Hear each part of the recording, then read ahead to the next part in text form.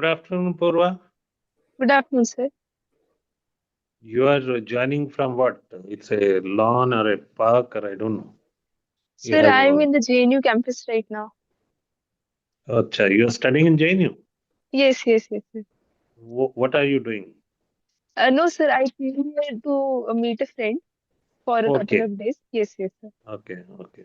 That's why a nice greenery behind you. Yes. Anyway, Poorva, please introduce yourself to the panel. Sir, I belong to Chhattisgarh and I completed my graduation in economics from Sri Ram College of Commerce, Delhi University. And last year, I got into the Indian Police Service. Okay, you are already a probationer and you have joined IPS. I Yes, think sir. in month of December only you joined. Yes, sir, on 9th December. So hardly you are not even a month old. Yes. Okay. How you are enjoying police service training? Sir, actually, I've taken an EOL for 1 year, so Mhm. I'm not in training right now. Okay. Yes. One thing I want to ask you, means that is a little curious. You're already in IPS, but you have opted for some Group B services also. Why so? Sir, actually, I have filled my preferences for all of those services because it was nowhere mentioned that I had a bit confusion that whether we have to mention only few services or all, so I ranked them all. But I would prefer Indian Administrative Services only, sir. Okay. Uh, Purva, you have studied in Delhi and you are an economics person. Can you tell me something briefly about role of Finance Commission? Sir, finance committee is called the balancing wheel of fiscal federalism of the country. Its main role lies on distributing the revenues between the center and the states. There has been criticism of the recommendations made by Finance Commission by some states. Can you identify some of those states and tell me why those people are in what logic they are giving in criticizing the Finance Commission recommendations? Sir, a major criticism has been from the southern states, wherein they are opposing the usage of 2011 census data in the formula to distribute the revenue shares because, according to them, uh, they were successful in adopting population control measures, due to which, if population is given a greater criteria, that too of 2011 census, then they stand at a disadvantage as far as the revenue share is concerned. What do you think, in your opinion, what should be the criteria adopted by the Finance Commission? Sir, I think that it's not just a 2011 census, they are also using percentage from the previous 1971 census. Along with that, they also have other criteria like demographic performance, wherein they provide a chance to the southern states to get a larger share. So I think that the present criteria, which has 6 different dimensions, is the correct one. Okay. I think IFS is your fourth choice, and it is the customs which is your second choice. Do you rate custom service and income tax service above IPS? No, sir. In, IPS is was my second preference, but we could not fill it again if we are already in one service. That is why I have. okay. Now, coming to you know India's relation with the neighbors, Bangladesh, Sri Lanka, Bhutan, Pakistan. Our relations have been rather cold. Now with Bangladesh also, we have very cold relationship. What is the reason behind that? Why we could not manage diplomatically good relations? Forget about Pakistan for a moment, with other neighboring countries. Sir, as far as Bangladesh is concerned, then our relations dipped slightly in the last couple of months because of fall of Sheikh Hasina's government. And I think it will be too early to comment if it is actually a downfall in the relations, because soon elections are expected to be held, and India, I believe, will diplomatically hedge its risks and will also maintain relations with the new government. So I don't think that right now we can say that there has been a downfall as far as India is concerned. And regarding the other neighbors like Sri Lanka and Bhutan, with Bhutan we have good relations, and with Sri Lanka also, sir, we recently saw the premier coming to India, and uh, again in our ties, as far as his statements were concerned, that he'll not allow his soil to be used against India at all, and we even supported them during their economic crisis. So I think as far as these countries are concerned, we are maintaining our relations. But yes, with Pakistan and China, there are some concerns which need to be addressed. Purva, a new administration will be taking over in America in the month of January. Next month, Trump will be taking over. Now, there are some concerns vis-a-vis Indian economy. If you see Trump's statement or his previous avatar, whatever he has done to the economy, what are the worrying factors for India's economy vis-a-vis the new administration in America? Sir, some concerns, especially in the economic field, which I foresee are first the threat of tariff, because he has already announced that he will raise tariffs with the countries he has a trade deficit with.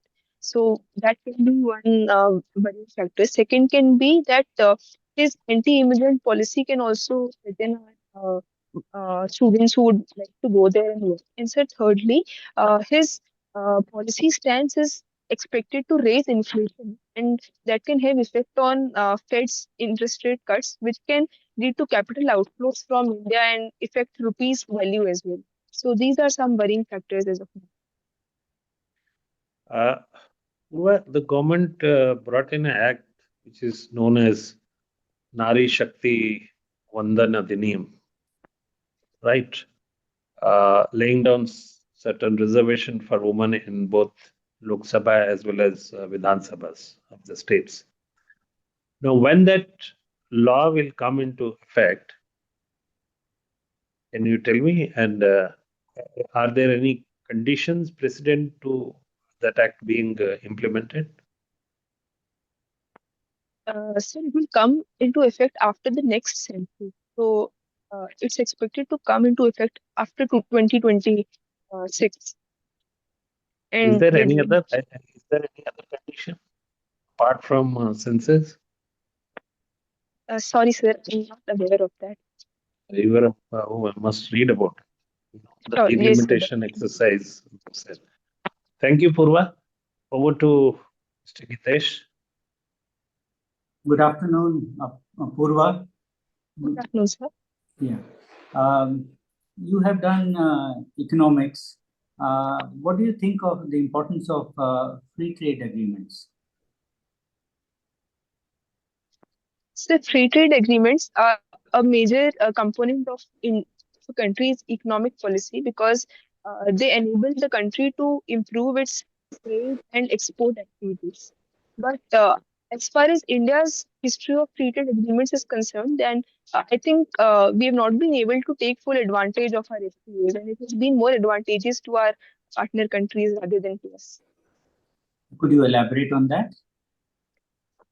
Yes, sir. So, for example, with ASEAN, uh, it was found that their exports to us increased more after the FTA with ASEAN, and this is primarily because of our historically high tariffs. So, after an FTA is entered into, then we reduce our tariffs more than our partner countries, and which ends up benefiting them. So, I think there is a need for recalibration of our FTAs, wherein we go beyond just the goods trade and tariff elimination to a wider scope like services and labor movement and intellectual property and environmental agreements and a wide variety of things, rather than just focusing on goods, so that it is more beneficial to India.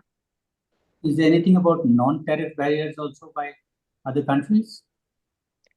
Yes, sir. So it is primarily seeing that developed countries, like the Western countries, end up imposing non-tariff barriers like qualitative measures or environmental measures like CBAM of EU these days. Could you mention some of India's recent FTAs? So recently we entered into agreements with Australia and with UAE as well. And sir, the agreements with EU and UK and Canada are also in pipeline. What about EFTA, European Free Trade Agreement? Yeah. Yes, yes, sir. Sorry, I missed one. What is very special or unique about the EFTA agreement? Can you think of something? Yes, sir. So this was the first time that we entered into a binding clause wherein the partner would invest a particular sum into the country, and if not, then we have the right to recalibrate the uh, clauses of the agreement. So is this realistic?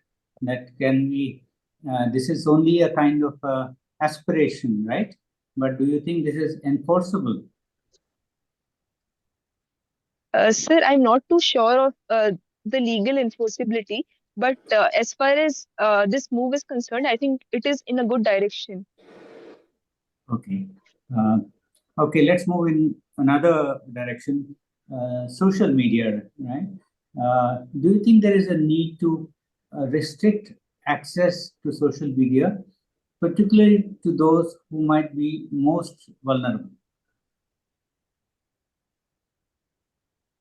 Sir, I agree that social media does have some negative consequences, specifically on the vulnerable sections like women, teenagers, and children. So there can be some checks and balances as far as these vulnerable sections are concerned. Are you aware that one country has recently introduced a law restricting access to social media as far as children are concerned? Yes, Australia brought this legislation recently. And what is the age? Would you have any idea? Sorry, sir, I'm not very sure of the Yeah. age. 16 years and below. Again, do you think this is practical and enforceable? How do social media companies or platforms which provide social media access, how do they verify the age credentials of any individual? And if they do, then what about privacy? I mean, the kind of documents that need to produce that might involve privacy issues, isn't it?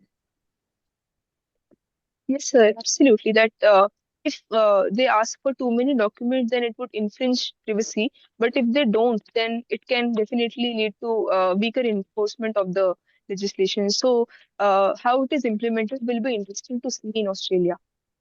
Right.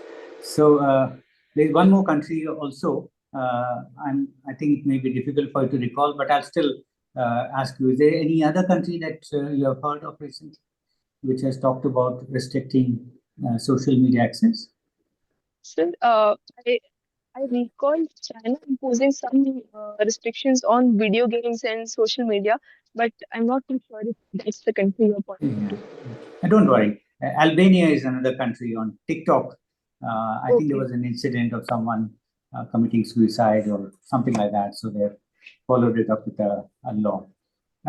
Last question is on the diaspora, Indian diaspora. Any idea about the size of the Indian diaspora? Approximate size, there are various estimates, but would you have a sense? Sorry, sir. Yeah, well, about 30 million, one could say that is nearer the usual estimates. And broad question, is it, do you think the Indian diaspora is an asset or a liability? So it's definitely an asset because they need to remittance flows in India. India is the largest remittance recipient, and they also help build soft power for the nation. Any idea about the remittances, about the kind of extent of remittances? Sorry, sir, I'm not too sure of the figures.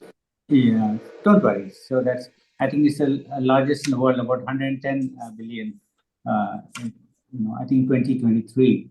So, but don't worry too much about that. And on the liability side, any issues you think with the diaspora? Anything we need to be careful about? Sir, sometimes certain incidents can blemish India's image.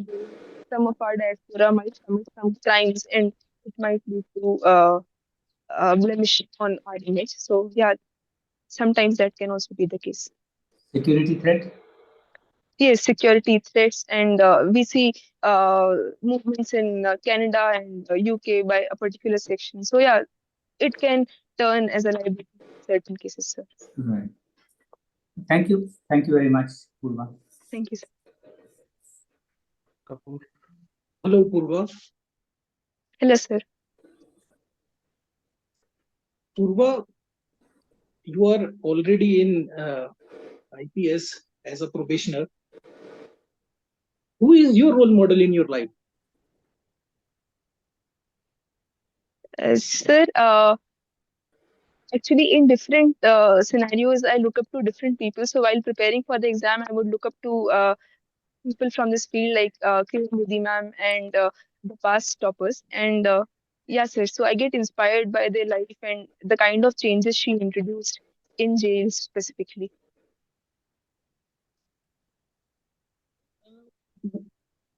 What do you understand by the term happiness and satisfaction? What is the difference between these two words? Sir, happiness, I would say, is a state of blissfulness, is a state of feeling good, whereas satisfaction means contentment and not wanting anything apart from what we already have. So one can, I think that one can achieve these two states simultaneously. Also, someone can be happy being content, whereas someone can be happy chasing new goals and not being content. So there can be divergence and convergence both in these two things. Okay. So what did you receive when you got selected in IPS? Were you happy or you were satisfied? Sir, I would say I was happy to be selected in the esteemed service. Okay. Uh, what is the difference between being self-interested and being selfish?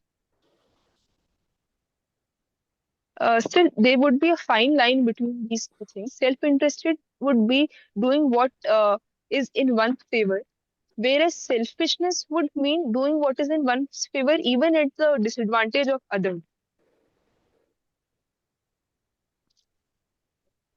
As you had just mentioned about the free trade, how free trade is different from the fair trade? So, free trade works on the principles of demand and supply and a comparative advantage between the nations. But fair trade would be something which would allow the weaker nations some degree of protection to fight against the stronger nations, to export more to the stronger nations.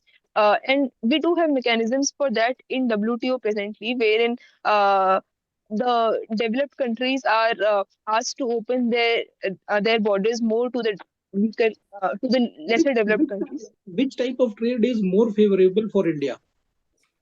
Fair trade or free trade? So fair trade would be more favorable to Why India. so? So because there are certain vulnerable sections like agriculture, like dairy, like low-skilled manufacturing that we would like to protect because we are late in the industrial development race than the other counterparts like US or UK, which started on this journey way before us. Okay. There are many police reforms which have been suggested since long, but they are not being effectively implemented at ground level. Can you tell what are the challenges due to which these reforms are not being effectively implemented at ground level? Sir, one challenge that I see is that police is a state subject.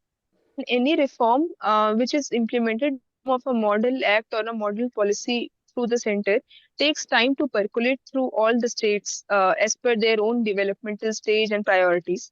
So second is also the lesser fund allocation to these reforms and modernization in police.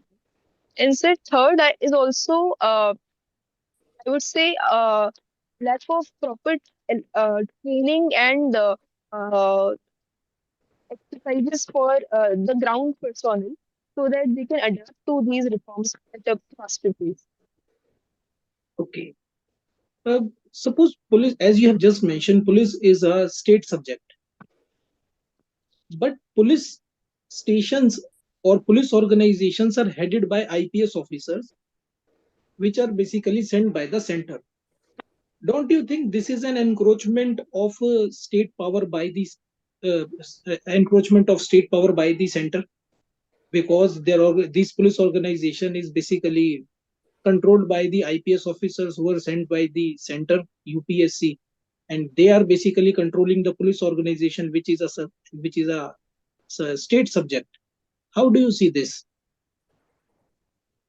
Sir, India follows asymmetric federalism, where center does have a higher tilt of power. But I don't see this as snatching away of states' powers because even if UPSC select the IPS officers, they are sent to their own cadres where they are trained and so I don't see it as snatching away of power. It's a way to maintain quality and regularity and uniformity across the nation as far as center's role in IPS is concerned. Can you say that state is actually using its police power and center is not at all basically encroaching its power by sending IPS to the police organizations? Yes, sir. I don't see it as an encroachment of state powers. Okay. What is police commissionerate system?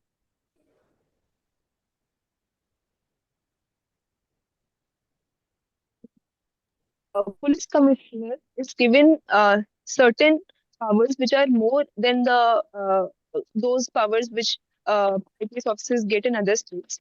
And basically, there is a differentiation between the collectors or the administrative side of the governance and law and order. So, law and order is completely placed in the police system.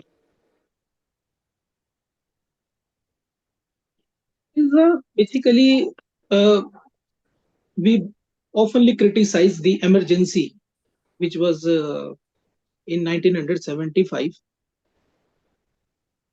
After the emergency period, we have basically amended the constitution. Can you tell us any major 2 or 3 amendments which we had done after the emergency period so that this type of situation should not again come in the future? Yes, sir. Sir, one major amendment was that any recommendation for imposition of the emergency must be sent by the cabinet in writing to the president. Second, sir, earlier it was the case that once approved by the parliament, the emergency could go on indefinitely, the national emergency, but now it needs frequent reapproval at timely intervals. And sir, apart from that, uh, sorry, sir, these are the only two I can remember. Suppose a warlike situation comes with any of the country. What president needs to follow the procedure as per the constitution as compared to the president of USA? Sorry, sir, I'm not very aware of this specific procedure. Okay, no issues. One more thing, there are many national commissions for SC, ST, OBC, which are basically constitutional bodies, but we do not have a constitutional body for National Commission for Women. National Commission for Women is still not a basically constitutional body. Don't you think this should be also a constitutional body in nature? Why government has not made this body a constitutional in nature? Yes, sir. I think that imparting constitutionality to the National Commission of Women would be a step in the right direction because it would lend greater credibility to its recommendations and its finances would also be taken care of. So, yes, sir, I think that it should be departed constitutionality. And regarding why it is not done till now by the government, I think that resource crunch or the need for constitutional amendment, which requires a difficult majority, would be some of the factors, sir.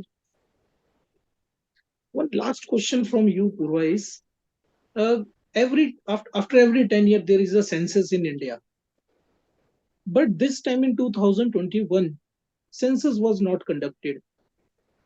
What were the major reasons behind this?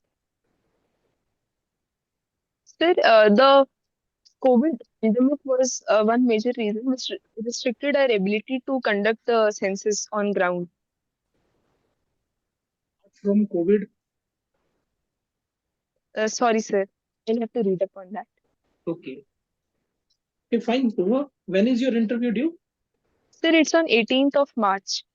Okay, fine. Thank you. Thank you. Poorva, can we just step out for 2 minutes? We'll call you back for the feedback. Sure, sir.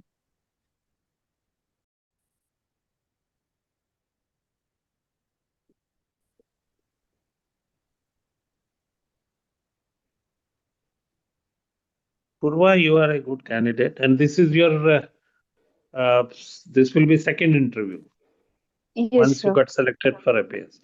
So, how much marks did you get that time? Sir, I got 176. Which is in percentage, how much works out to be? Sir, around 65%. 65%. Okay. Yes. So you must do better than that Yes. this time. Uh, you are confident. You are able to answer wherever you know the subject. Some places I think you will have to read a bit, and fortunately, you have got time with you. Now, since you have joined police service, and by the time you would be 3 months old in police service. Now, of course, you are just raw. So there bound to be some question related to police, to law and order. What are the issues, and so you better prepare something on police, especially the new laws which have been brought into place.